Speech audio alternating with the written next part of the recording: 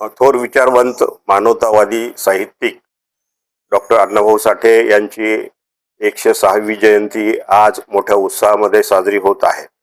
देशभरात आणि जगभरामध्ये डॉक्टर अण्णाभाऊ साठे यांची जयंती मोठ्या उत्साहामध्ये साजरी होत आहे. डॉक्टर अण्णाभाऊ साठे ही एक विचारधारा आहे आणि जगण्याचं तत्वज्ञान त्यांनी सांगितलेलं आहे.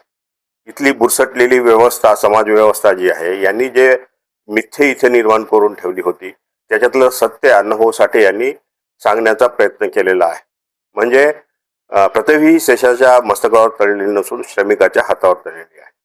इथली संकल्पना अशी होती इथल्या समाज व्यवस्थेची की पृथ्वी ही शेषनागाच्या मस्तकावर तरलेली आहे. पण अण्णाभाऊ साठेंनी एक वेगळी संकल्पना मांडली.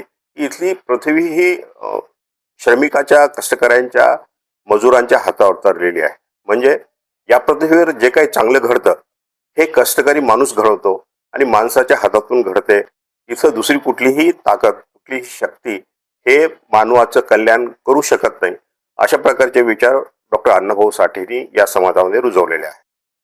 डॉक्टर अण्णाभाऊ साठे यांनी डॉक्टर बाबासाहेब आंबेडकर असतील किंवा जगभरातले जे मानवतावादी महामानव आहेत त्यांच्या विचाराचीच पेरणी वेगळ्या पद्धतीने केलेली आहे.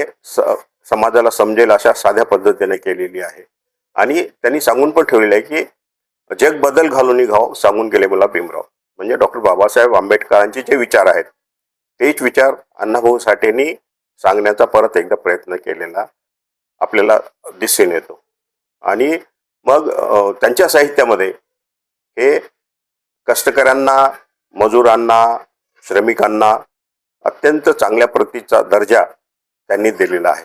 त्यांच्या साहित्यामध्ये कुठेच स्त्रियांची अवहेलना केलेली नाही. उलट पक्षी स्त्रियांना नायिका, महानायिका करण्याचा प्रयत्न केलेला आहे. त्यांचं चारित्र्य, त्या गरीब असतील, कष्टकरी असतील, पण चारित्र्य किती चांगल्या पद्धतीने जपतात अशा प्रकारचं सुद्धा त्यांनी त्यांच्या साहित्यामध्ये सांगितलेलं आहे. म्हणजे स्त्रियांचं चारित्र्य हे खूप मोठी गोष्ट आहे हे सांगण्याचा पण प्रयत्न अण्णाभाऊ साठे यांनी केलेला आहे. परत एकदा सर्वच आपणा सर्वांना डॉक्टर अण्णाभाऊ साठे यांच्या विचाराच्या सर्वच जनतेला मी परत एकदा अण्णाभाऊ साठे यांच्या जयंतीच्या निमित्ताने खूप खूप शुभेच्छा देतो.